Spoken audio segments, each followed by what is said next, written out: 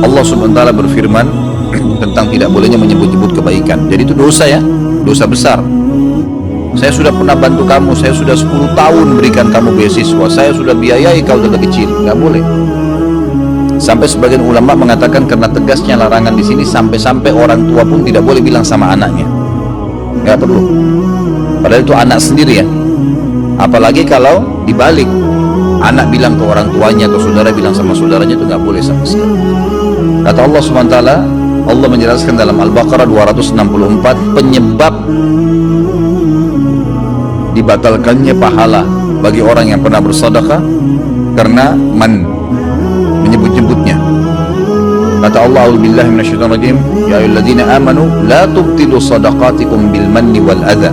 Al-ayah. Hai orang-orang yang beriman, jangan sampai kalian menghilangkan pahala sedekah kalian dengan menyebut-nyebutnya dan menyakiti perasaan si penerima.